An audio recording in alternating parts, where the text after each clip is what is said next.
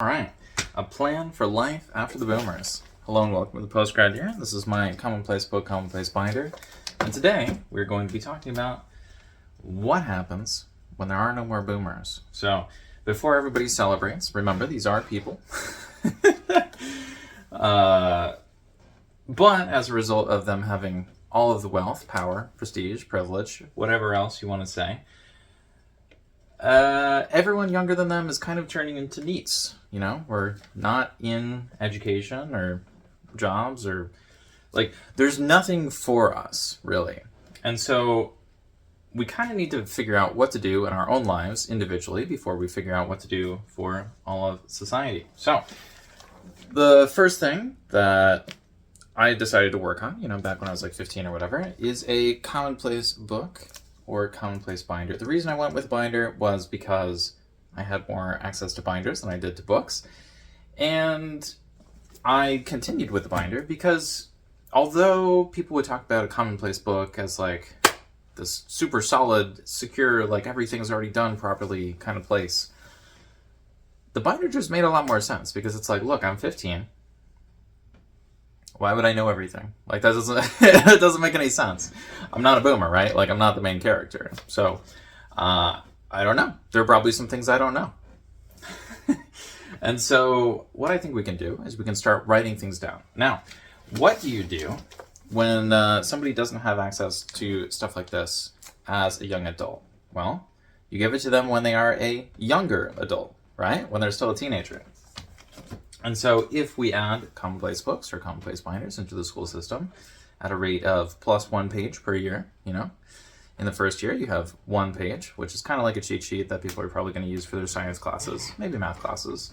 But after 100 years, you have 100 pages, right? And so if we expand this and improve this over time, say the school student body is divided into thirds, the people in the middle pass on 1 book, because it's 1 copy of their notes for a future student to use.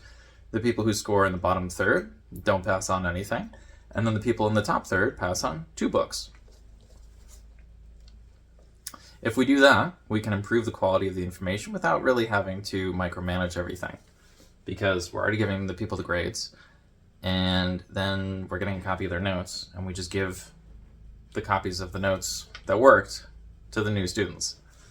Okay. Exploring on your own. School will not always be there to guide you. Well, apparently the internet won't also...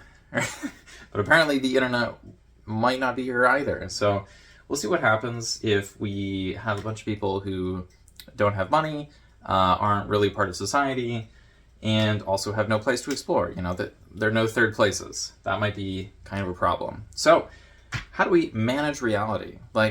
When it comes to managing reality, what are we supposed to do? Well, the first thing we need to do is figure out who we are, what we want, and what we've done before. And so if we simply take all of the paper or pages that we've interacted with in the past and we condense that, I would say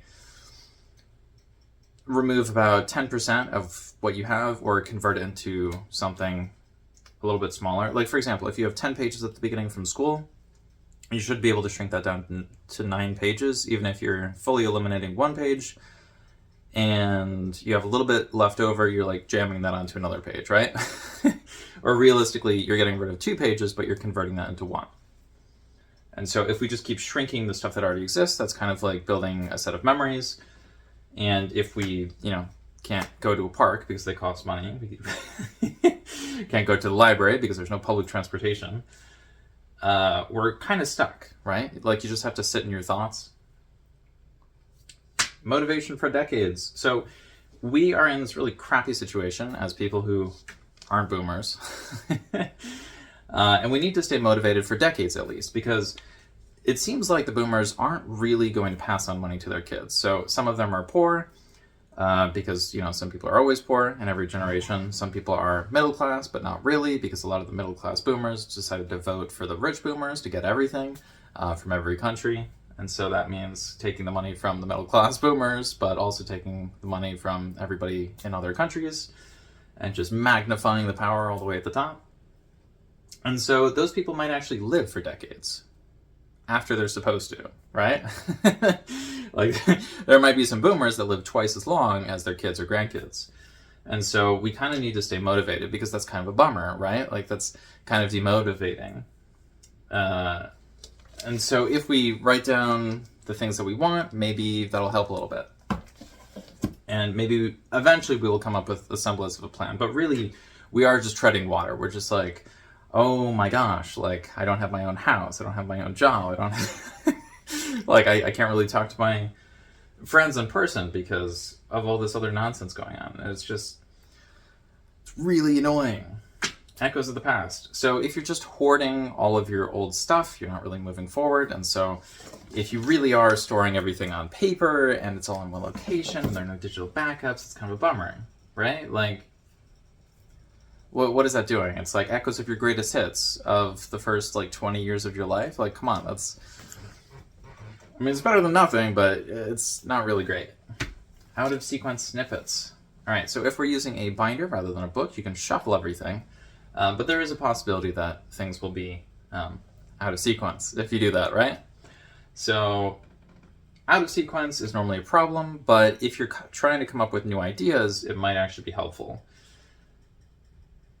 But, you know, elders might disagree. Elders might also disagree with this entire presentation. So it is a little bit awkward that the video before this was me talking about if you're a wealthy boomer, basically, and you have a bunch of money, then you could, you know, help me out by trying to set up my system. And then in the next video, we're going to be talking about young Nepalis who, you know, we'll just say Gen Z in Nepal has a little bit of a different view on things. Creating an optimized data set. So with this individual binder, this is my demonstration binder. And what it does is it shows all of the videos I'm going to be working on this year and maybe next year. They were drawn from my previous playlist. And now I'm making a new playlist by eliminating the things that don't work and doubling the things that work the best. And some things were designated as okay. Like, I don't want to have multiple intros, and I don't want to have multiple videos where I'm just like, check out my Patreon. So, like, I do have a Patreon, and you could check that out if you want, but if I mention that every single video, that's really aggravating, because then everything feels like an ad. Yeah. Paradigm shift. We are done with ads. We're so tired of that. But what happens when there are no ads? Well, if you're on a platform that is free, it doesn't really function anymore. And so we kind of need to prep on paper for when all the stuff on screens don't really exist anymore. Screen and page. So some things on the screen are easier to work with and deal with. Other things, not so much. And so even if you are creating everything on paper, it's good to at least record a video of what you had on paper, but probably also have some typed equivalents of whatever you made, if possible. Mixtape of Wisdom. So commonplace books were normally known as a place of wisdom, and yeah, mixtape, that's hip, right? No, never, never do that again. Minimum viable option. Okay, so just like how everyone who's not a boomer right now is kind of working with minimum viable options, we kind of need to come up with some plan after they're gone. So what do we need to do? Well, we need to figure out immigration, and people have some very hot takes about that. There's all this stuff related to AI and artificial intelligence, which is also going to affect that argument.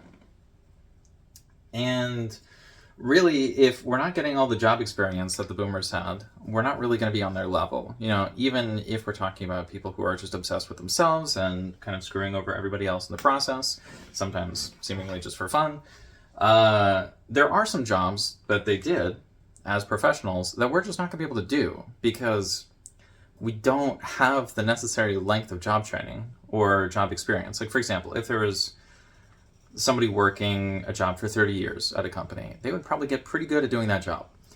However, for those of us who don't have that opportunity, even if we get the same opportunity, we will be 5 years older, right? Like, if they started at 25 and we're starting at 30, you know, that's not really great when it comes to retirement, when it comes to having younger people in the workplace, when it comes to starting a family. Like, if you're only able to start your career when you're 30 plus, and you're also not able to start a family until you're 30 plus, that's going to be kind of a problem. Unspoken anxiety. So Sometimes it's good to write down the unspoken anxieties, or just, the rules that we think exist but don't actually exist. But sometimes it can be absolutely terrifying. Yeah, that can get a little too scary. Stories to tell. So, I guess the story for this video is, while I was setting this up, a boomer actually came to the door of my room and just started banging on it. It was like, "We're all gonna die." And I'm like, okay. And it's like, "We're gonna die unless you do this. Actually, other people like me have died." It's like, great. Like, what? What is happening right now? Why are you doing this? Like, I haven't even slept yet. Like, I would like to go to sleep after recording my videos. That's why I record early in the morning. Like, what is it? I need details. And so after this, I will be shoveling again, which I was going to do, which is, it's just like, please don't tell people to do the thing while they're already doing the thing. Or please don't tell people to do the thing that they said they were going to do when they have a history of doing the thing that they said they were going to do. It's just like being an aggravating person for the sake of being aggravating. It's like, why are you doing this? I don't see the objective, because sometimes, the objective is to like establish dominance, or to push a point, or, make something memorable, or for personal financial gain, but it's like, when there's no motivation that makes any sense, it's like, what is this? So like, we're just life trajectory. So what is the life trajectory of a society of people that don't really have anything going for them? Well, it might end up like Nepal, and that's not good. So we kind of need to fix that. So in most of my videos, I talk about, in the commonplace binder videos, we talk about how to set up the binder. And then in the commonplace diploma videos, we normally talk about setting up an education system based on the binders. So that's just a 5th year of high school that includes a little bit of every education type, so people don't have to choose which college they go into. They choose if they want to go to college first. That's a good first question. Like, do you even want to do that thing? You're in education now. Do you want more education? Or do you just want to go directly into the workforce? Or do you want to go to a specific magnet school for something like carpentry, or law, or medicine, or aviation? Like, whatever the magnet school happens to be on. I don't know. And so it might be kind of nice in someone's life trajectory if, when they're 15 and they're just figuring out, like, do I have acne? How do I get rid of that? Like, what's going on in life right now? It's kind of frustrating for a person like that to have to figure out, oh, well, I need to figure out how to get to this other part of the country, or even another country, to pursue education, when they might not even want to pursue education, right? Like, that's kind of frustrating. Thread the needle. Okay, so we have to make sure that we are exactly the right age to have the kids, so that there is another generation, because the boomers aren't going to help us with that. They're going to be like, no, this is my house. My house costs money. Get your own house. So we'll have to sometimes appease the boomers so that we don't get kicked out of our houses, because then we don't have a house at all.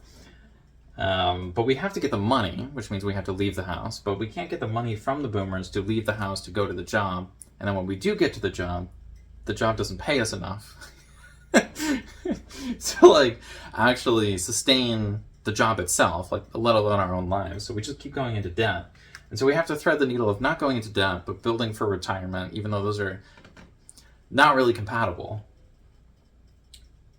So I'm not really sure how we're going to thread the needle as an entire society. I do have a project for next year, or the year after that, because this was 2025, this is 2026, I guess this is 2027, and then 2028 and 2029 are where the other project goes for actually, jumpstarting the future.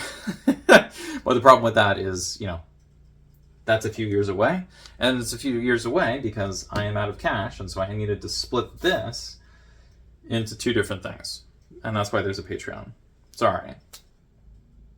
A day at a time. So we just gotta take it one day at a time. We don't necessarily need to have a plan for everything, but having a plan for today or tomorrow would be kind of nice.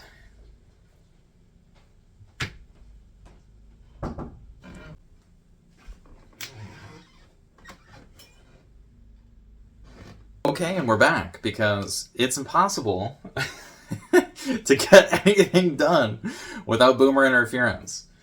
So I don't know if we were on a day at a time, but it feels like I have to take everything a minute at a time. That's why I wear the headset, because it's like there are constant interruptions. It's like, yes, I know the freezer food is in the freezer. Why are you telling me this? It's like, is that for dinner? No. Is that for dessert? No. Do I need to do something with it? No. Is it new? No. Does it need to be thrown away? No. It's like, why are you telling me that there's freezer food in the freezer? Are you worried about me dying? Like, what are you, like, what is happening? So, wisdom economy.